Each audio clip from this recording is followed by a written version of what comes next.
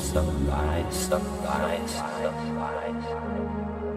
and see the dark explode with light.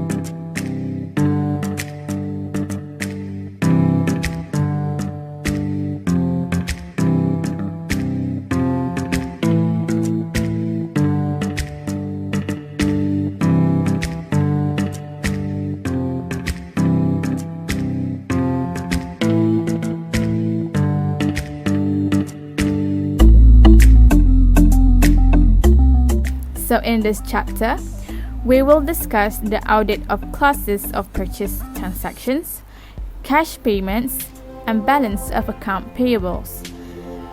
The transactions and accounts are the products of a purchase cycle. So generally, a purchase cycle includes purchasing transactions that begins with the requisitions of goods or services. Then a purchase order is placed for the goods or services. The goods or services are then received from suppliers, and finally the recording of all bills and payments of accounts payables. In addition, this chapter specifically discusses further audit procedures performed for purchases and payables, such as tests of controls and substantive tests. Before listening to the rest of this chapter, from this chapter, you will be able to explain the nature of purchases and payables, to identify the audit objectives applicable to purchases and payables. Third, explain the business functions and the fundamental control procedures, and any related documents, records, and accounts. Lastly, you should be able to design tests of control and substantive tests for purchases and payables. I will explain a little bit about the purchasing cycle. The purchasing cycle can be defined as the frequency with which an inventory item is ordered or consumed by a product or service. The purchasing cycle consists of the acquisitions of goods and services in exchange for cash or promises to pay cash. The processing of purchase transactions involves the following functions, which are requisitioning goods and services, preparing purchase orders, receiving the goods, storing goods received for inventory, checking and approving the supplier's invoice, and recording the liability. The audit of accounts in the purchasing cycle, such as purchases of merchandise or raw materials, various expenses, account payable, and cash, usually consist of a combination of substantive tests and tests of controls to support an assessment of control risk that is below the maximum or at low. The objective of audit purchase cycle is to evaluate whether the accounts affected by the acquisitions of goods and services and the cash disbursement for those acquisitions are fairly presented in accordance with the GAAP and free from material misstatements. The auditor needs to develop an audit plan to fully achieve its audit's objectives regarding the purchase cycle. Audit objectives. The objectives for purchase and payable is as follows. The first one is all purchases are recorded and not understated. Second of all payables resulting from credit purchases are recorded completely. Third, amounts payables for goods and services are accurately recorded as to account, amount, and period, which is accuracy. The fourth one, all goods and services received are accounted for, which is completeness. The fifth one, the type of goods and services to be obtained, the manner in which they are obtained, the suppliers from which they are obtained, and the prices and terms on which they are obtained are in accordance with management's general or specific authorization, which is occurrence. And the last one, access to purchasing, receiving, and accounts payable records is suitably controlled to prevent or detect on a timely basis duplicate or improper payment. So here we have a table of transaction level assertions, account balance assertions, presentation and disclosure assertion. So according to transaction level assertion, we have 5: occurrence, completeness, accuracy, cutoff, and classification. For occurrence, we have 3 points. Here we have recorded purchase transactions represent goods and services received during the period under audit. And second, recorded payment transactions represent payments made during the period to suppliers and creditors. And the third one is recorded payroll expenses related to employee services in the period. For completeness, we have all purchase transactions that occurred during the period and that should have been recorded have been recorded, and all payments that occurred during the period and that should have been recorded have been recorded. Recorded payroll expenses include all such expenses during the year. For accuracy, purchase, payment, and payroll transactions are properly recorded. For cutoff, particularly relevant to transactions around the end of the year, all purchases, cash payments, purchase adjustment, and payroll transaction arising before the period and are recorded in the current period, and those arising after the period and are included in the next accounting period. For classification, all purchases, payments, and payroll transactions are recorded in the correct amount. For account balances assertions, we have 4: existence, rights and obligations, completeness, and valuation and allocation. For existence, it is recorded accounts payables represent amounts owed by the entity at the end of the reporting period. Accrued payroll liability balances represent amount owed at the end of the reporting period. For rights and obligation, accounts payable, accrued payroll liabilities, or liabilities of the entity at the end of the reporting period. For completeness, accounts payable include all amounts owed by the entity to suppliers of goods and services at the end of the reporting period. Accrued payroll liability include all amounts owed in respect of payrolls and deductions therefrom at the end of the reporting period. Valuation and allocation. Accounts payable represent gross amounts due to suppliers and agree with the sum of the accounts payable in the payable subsidiary ledger. Accrued payroll liabilities are stated at the appropriate amounts. Number 3, related expense balances conform to applicable accounting standards. For presentation and disclosure assertions, we have occurrence, rights and obligations, completeness, classification and understandability, and the last one is accuracy and valuation. For occurrence, disclosed purchase and payroll events have occurred and pertain to the entity. Rights and obligations, disclosed purchase and payroll events have occurred and pertain to the entity. Completeness, accounts payables, accrued payroll liabilities, and related expenses are properly identified and classified in the financial statements. Disclosures pertain to commitments, contingent liabilities, and related party creditors are adequate. Classification and understandability. Purchase cycles and payroll information is appropriately presented and information disclosed is clearly expressed. Accuracy and valuation.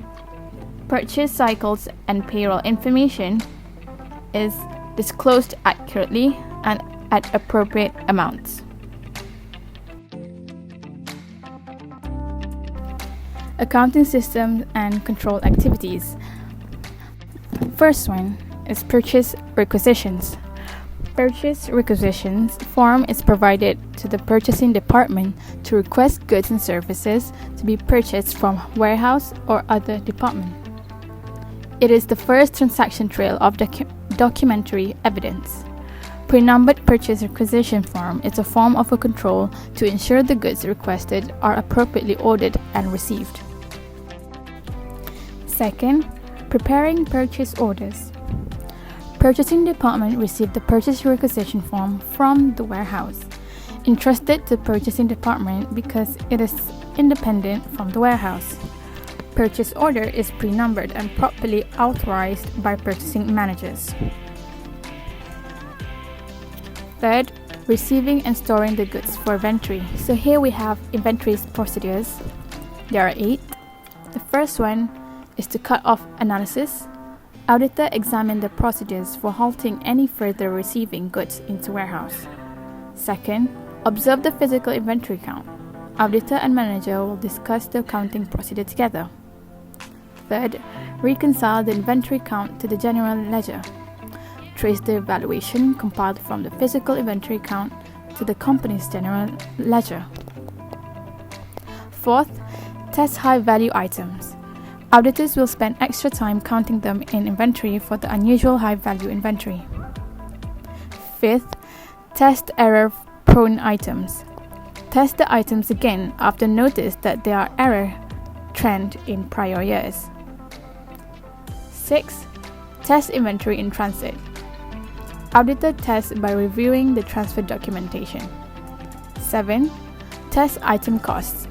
Auditors need to know where purchase cost and accounting records come from and compare the amounts with the recent supply invoice. 8. Review freight costs. Auditors will trace a selection of freight invoices through accounting system to see how the manager handled. Fourth, approving supplier's invoice. Invoice approval process begins once the buyer receives a supply invoice. It can be through email, post, or anything else. Invoice will be sent by supplier to accounting department after storekeeper receives the goods. Controls for supply invoices. Supplier's invoices are recorded by providing serial number for all invoices, which is completeness. Second, check the valid of the purchase transaction by checking the invoice and matching against GRN and purchase order. Occurrence. Invoice must be accurately calculated at agreed price. Accuracy. Correctly recorded to appropriate accounts by providing code to each invoice. Fifth, payments are made to valid supplier. Invoice is approved before paid and recorded. 6.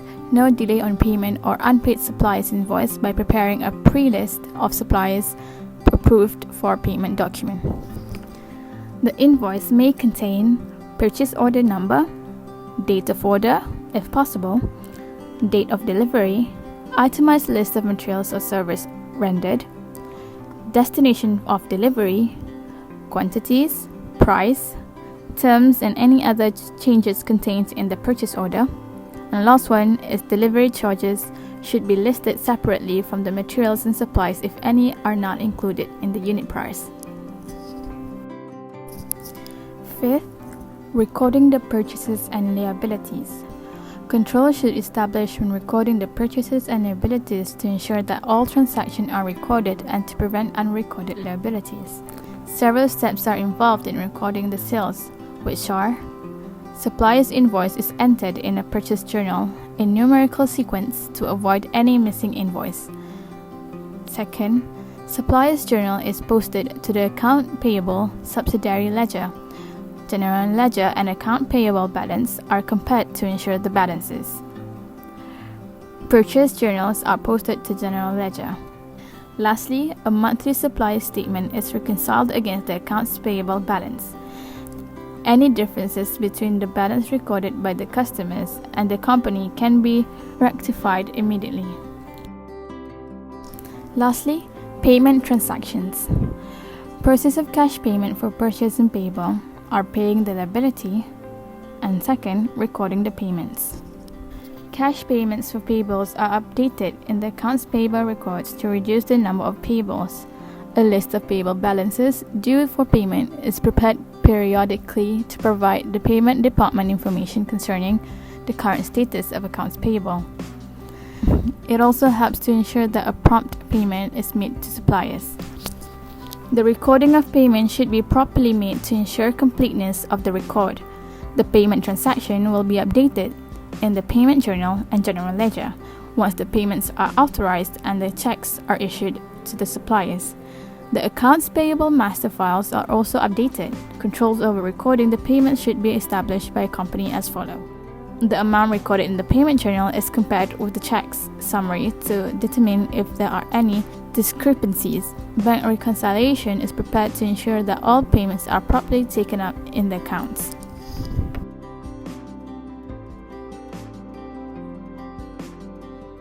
Moving on to developing the audit plan. Developing the audit plans requires 4 steps. The first one, understanding the entity to identify inherent risks. Second, obtaining an understanding of internal controls over purchase and payable. Thirdly, assessing risk of material misstatements. And lastly, designing further audit procedures. In understanding the entity to identify inherent risks, it helps to determine the potential misstatements in financial reports. Auditors should understand the nature of the entity's business in terms of, firstly, type of company's product services. For example, cost of sales and gross margin can be understanding the products. Second, nature of expenses. For example, level of purchases and payables can be estimated by understanding the client's business and the average payment period of the industry. It also helps to assess inherent risk relating to assertions for purchase and payables. Several potential inherent risks derived from motivation of management to inaccurate report expenses, such as pressure to achieve the targeted profits may lead the client to understate the expenses. Second, pressure to report a higher level of working capital may lead the client to understate their payables. And lastly, high volume of transaction that would affect all assertions. In here, the auditor should make sure the controls over purchases and payables are established and implemented adequately and effectively if a fraud risk is identified. The design of the audit plan should reflect its response to risk of fraud and consider the materiality that related to the risk. Auditor then determines the audit strategy and plans an appropriate mix of tests of controls and substantive procedures. Second, obtaining an understanding of internal controls over purchase and payable. By establishing appropriate and effective internal control can reduce inherent risk, and auditors should take actions. First one, auditors should understand the controls over purchases and payables by preparing a written description or a flow chart. Second, auditor may complete internal control questionnaires for purchases and payables to obtain an understanding of the internal controls. Thirdly, auditors may determine if the internal controls over purchases and payables are implemented appropriately and effectively. Lastly, auditors may observe and make inquiries seeking further details from the management and review documents. In assessing risk of material misstatements, misstatement can arise when there is fraud or error, which is the financial statement is not truly been reported in order for the financial statement to be fairly presented. There will also has a difference between the reported figures. Having obtained and documented an understanding of the entity including its internal control, the auditor is now in a position to identify and assess the risks of material misstatement, which should be done at the financial statement level, at the assertion level for classes of transactions, account balances, and disclosure.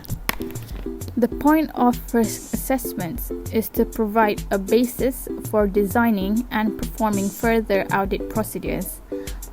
As for the purchasing cycle, the auditor should Determine whether the purchases are susceptible to risk of understatement due to pressures to report high profits.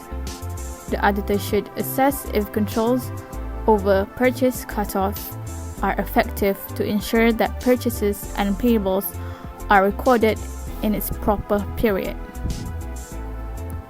Once the risk of material misstatements are determined, the auditor should design further audit procedures appropriately.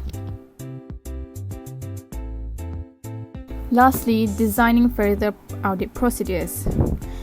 Last process in developing the audit plan is to further audit procedures, compromise, tasks of control, and substantive procedures. The auditor should evaluate the amount of further tests that should be performed because the amount of procedures performed are based on the task risk level. For example, the auditor should include tests of controls in the event that the auditor believes that there are internal controls in place for maintaining records of purchases and payable. But the auditor should include tests of controls in the event that the auditor believes that there are internal controls in place for maintaining records of purchases and payable. But the auditor has not obtained sufficient evidence to determine as to whether the internal control systems are functioning effectively to mitigate the risk of material misstatements in the purchases and payable records. In the event the auditor believes that the control risks are high, a higher level of substantive procedure should be performed to obtain the required audit evidence. Auditor should address any significant risk of misstatements by evaluating the design of related controls to determine whether they implemented effectively. Auditor can either rely on the evidence obtained in prior periods or an analytical procedure to address any significant risk of misstatements in purchases and payables record. And that's all for the developing of audit plans. And now we are moving on to the performing further audit procedures. As I stated this before, performing further audit procedure is the last step in the developing of the audit plan. Audit procedures. This section discusses tests of controls and substantive procedures for purchases and payable. For tests of controls should be performed before the substantive test. Certain task controls procedures are performed during the understanding of internal controls. So for further audit procedures, we have two. The first one is task controls, and as you can see from this video, the second one is substantive procedures. Tests of control. Tests of control are designed to obtain sufficient evidence to determine whether controls over purchases and payables function effectively. The assessment for tests of controls involves 2. Tests for design effectiveness and tests for operating effectiveness. Looking into the test of design effectiveness, this type of assessment aims to determine the existence of necessary controls over purchases and payables. The auditor should understand the client's information system and internal control system in order to identify the presence or absence of the necessary controls. The auditor also should understand the function within the purchase cycle to determine both necessary controls and potential misstatements. The following table summarizes the functions, necessary controls, and potential misstatements in order to do the risk assessments and determine the level of risk. As you can see this table, I am going to go row by row. Okay, first one, requisitions of goods or services. The potential misstatement is requests are made for unauthorized purposes. The control procedures, requisitions are checked prior to approval of the goods or services requested. Second, preparing purchase orders. Purchases are made for unauthorized purposes. Each purchase requisitions should be approved. Third, receiving and storing goods. The potential misstatements are unordered goods are received, the quantity and goods received are not in agreement with the purchase order, damaged goods are received. The control procedures: all goods issued are checked against approved purchase order in terms of quantity and types of goods by independent personnel. Pre-numbered GRN are prepared for each good received. Fourth, approving the supplier's invoice. The potential misstatements as invoices include unordered goods. GRN are matched with the approved purchase order for each invoice for its control procedure. Fifth, recording the supplier's invoice. Supplier's invoice are not recorded. Invoices are recorded to the wrong supplier's account. These are the potential misstatements. For the control procedures, all purchase invoices are enclosed with matching GRN and approved purchase order. Periodic accounting for all suppliers' invoices, GRN, and purchase orders. Total of all suppliers' invoices are checked against total amount of purchase journals. Independent check on journal and purchase accounts. Monthly reconciliation is prepared and any differences are followed up. Sixth, payments of cash purchases and payable. Their potential misstatements are checks issued for unauthorized purchases, double payments for a supplier's invoices, checks are altered after being signed. Control procedures: all supporting documents for the payments are reviewed before checks are signed. All paid suppliers' invoices should be stamped paid. Checks should be mailed by the check signers. 7th, recording the payments. Their potential misstatements are payments are incorrect or not recorded, payments are posted to the wrong supplier account, payments also may not be recorded promptly. The control procedures: use of or accounting for pre-numbered checks, independent checks of agreement of amounts, independent checks of agreements of amounts journalized and posted with check summary, periodic preparation of bank reconciliations. Besides tests of design effectiveness, next, the auditor should test the operating effectiveness of the controls, which involves a variety of procedures. For instance, the auditor may perform observation, re-performance, and document inspection. The auditor may obtain substantive evidence simultaneously when performing procedures to test the operating effectiveness of controls, which are known as dual-purpose tests. However, because in the test of control, the auditor should only be concerned about the numbers of misstatements instead of the size, the auditor should draw the conclusion carefully. This type of test control are performed to obtain sufficient evidence about each assertion, such as existence, occurrence, completeness, accuracy, cutoff, and classification of purchase and payable transactions and balances. Test of controls, CAAT-S. Controls over a computer information system are tested using computer-assisted audit techniques. There are two categories of controls for computer system. First, general controls. Second, application controls. For general controls apply to a whole aspect of the computer information system. Thus, auditors evaluate the general controls for the company as a whole. Application controls that are applied to processing purchases and payables transactions. There are three approaches available, which are the test of data approaches, parallel simulation, and embedded audit module approach. As I said before for manual, this test can involve a variety of procedures such as observation, re-performance, and document inspection. To guide the auditors in performing tests of operating effectiveness, an audit program for the test of control is prepared and should be documented in the audit working paper.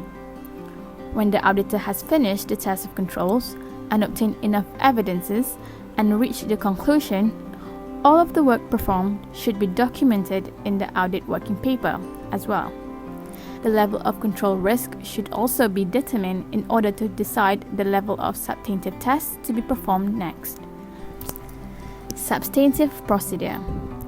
A substantive procedure is a process, step, or a test that creates conclusive evidence regarding the completeness, existence, disclosure, rights, or valuation, the 5 audit assertion, of assets and or accounts on the financial statements.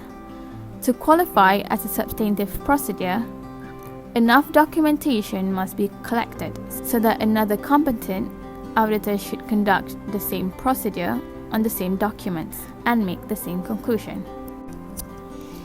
Nature, timing, or extent of substantive procedures are based on the results of the test of controls and the level of detection risk. However, auditor may use professional judgment to determine how detailed the substantive procedures are, and the auditor would normally perform more than the minimum level of testing. When inherent risk for purchase and payable transactions are high and their control risk are low, it is appropriate for auditor to set a moderate level of detection risk to achieve the required audit risk. Level of detection risk influences the amount of procedures undertaken by auditors to ensure the existence and occurrence of purchase transactions. In designing substantive procedures, purchases and payables are susceptible to understatement. Auditors should place more concern over obtaining evidence to determine the completeness of purchases and payables records. Auditors should therefore plan more carefully in terms of nature of the procedures to ensure that the type of procedures are effective to obtain appropriate audit evidence that the purchase and payables are not understated. When planned level of detection risk is low, the most effective substantive procedures should be performed. Effective substantive procedures help to reduce the detection risk when the possibility of material misstatement remaining undetected in individual assertion is low. The importance of substantive procedures needed as evidence to support the assertion that the financial records of an entity are complete, valid, and accurate. I will give you examples for substantive procedures. There are a few. One of them, issue a bank confirmation to test ending cash balances. Second, contact customers to confirm the accounts receivable balances are correct. Third, observe the period and physical inventory count. Fourth, confirm the validity of inventory valuation calculations. Fifth, confirm with experts that the fair values assigned to assets obtained through a business combination are reasonable. 6. Physically match fixed asset to fixed asset records. Next, contact suppliers to confirm that account payables balances are correct. 8. Contact lenders to confirm that loan balances are correct. Lastly, review Board of Directors minutes to verify the existence of approved dividends. Below are the types of substantive procedures, which are analytical procedures, test of details of transactions, tells of details of balances. We will go through one by one. For analytical procedures, in here we have 4 stages. To review the understanding of the entity as to whether any changes to payables balances are to be expected, to determine any fluctuations in amount of purchases and payable balances between this year and the previous year, to determine ratios and trends for gross profits and average payment periods. An unusual change in gross profit margin compared to previous years' figures signifies the possibility of misstatements in recording purchases. Lastly, to analyze expenses accounts by reviewing the ratio between each category of purchases with the total sales and compare with the previous year's ratios to determine the level of activity for the current year to ensure the completeness of purchase records. Moving on to the second one, test of details of transactions. It is used to corroborate with test of details of balances, normally performed during interim, audit, and in the form of dual purpose test. Document inspection consists to vouching and tracing. In vouching, auditors vouch recorded purchase transaction to support documents such as purchase order, GRN, and supplies invoices to verify the occurrence of the transactions, or in other words, to identify that the transactions are valid. On the other hand, tracing, auditors trace from purchase orders, GRN, supplies invoices, to purchase journals and account payables to verify completeness of records. We have two types of tests. The first one is purchase cut. The second one is payment cut. Purchase cut is the test is performed to ensure that current year purchases and payables are recorded in the current period and that changes in purchases and payables are reflected in the records of inventories and cost of sales for the current year. The steps involve obtain the number of the last GRN for the final receipt of the year. Second, select sample of GRN before the last number and match with the purchase order's date to ensure that the purchases are recognized in the current year.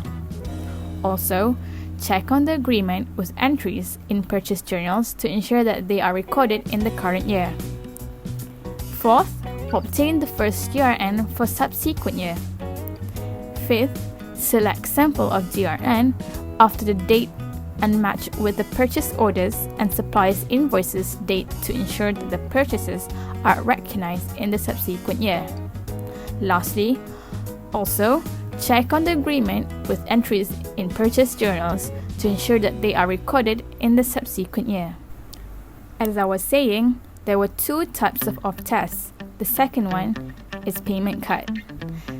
This is the test designed to provide evidence that payments are recorded in the appropriate period. A proper cut of test is important to ensure that correct presentation of cash and liabilities.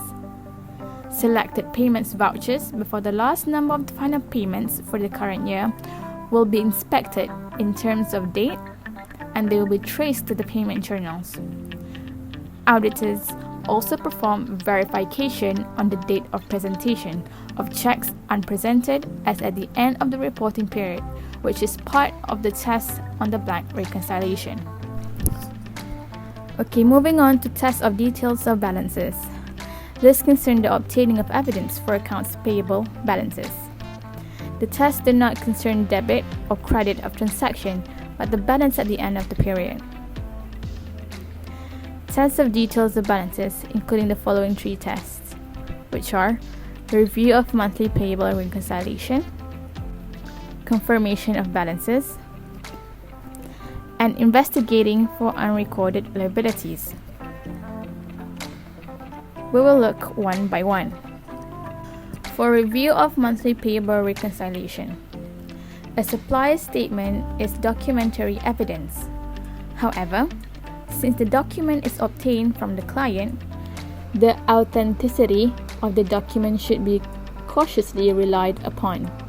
Auditors should review the reconciliation prepared by the client and investigate any reconciled balances. Discrepancies between the supplier statement and the client's record are mostly due to goods and cash in transit and disputed amounts. Auditors should be concerned about understatement of accounts payables. Thus, the selection of accounts for testing should be based on the volume of transaction and not the list of account payables provided by the client. For confirmation of balances, it is a written confirmation is sent to an individual suppliers to confirm the amount outstanding and payable to the suppliers. However, the procedures are less frequently performed because suppliers' invoices and statements are available to substantiate the balances. In addition, The confirmation does not provide assurance to uncover unrecorded liabilities, thus it does not provide evidence of completeness. However, the confirmation provides evidence as to the existence, obligations, and valuation of the account payables. The confirmation is recommended to be used when the volume of transactions is substantial and the detection risks are planned to be low. The positive form without specifying amount due is normally used for confirming account payables. Thus, the creditors should indicate the amount due from the client, and any differences with the client's records should be reconciled. The most important controls in preparing confirmation requests are: first, to get a complete and accurate list of supplies, including supplies with zero outstanding balance. Second, to ascertain that the amount, name, and address are accurate when preparing the confirmation. Lastly, to ensure that the confirmation is sent to suppliers or creditors. So, the confirmation should be supplied to the auditor's office. In addition, the auditor should properly list the selected creditors for confirmation and the results obtained in the audit working papers.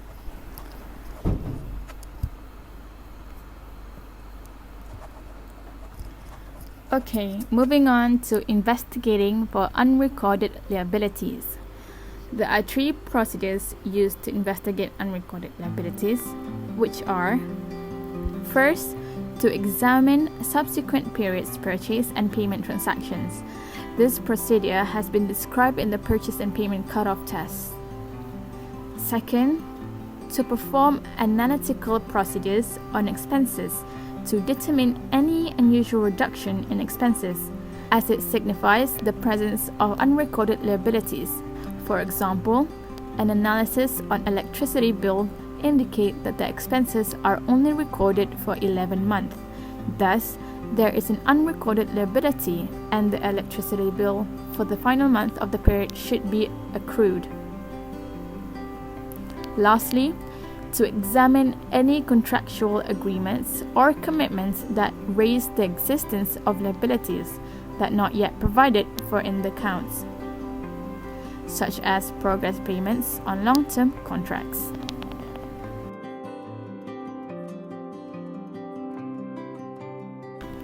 For disclosure, auditors should know the disclosure requirements on the account payables and borrowings or loan disclosure. Thus, the auditors should perform the following procedures. A. Review the list of account payables and determine their categories, such as amounts to or from related parties or loans, which a separate disclosure should be made. B. Review any debit balances in the payable list. The debit balances should be reclassified into the current assets. Review the minutes of meeting or any supporting documents such as a contract or agreements for any information on loans.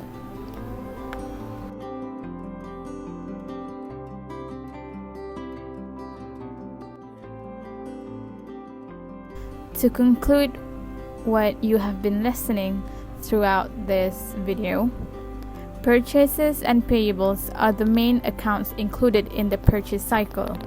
The auditor should understand the business functions related to the purchases and credit purchases, because the understanding of the functions help auditors to determine necessary internal controls over the purchases and payable accounts.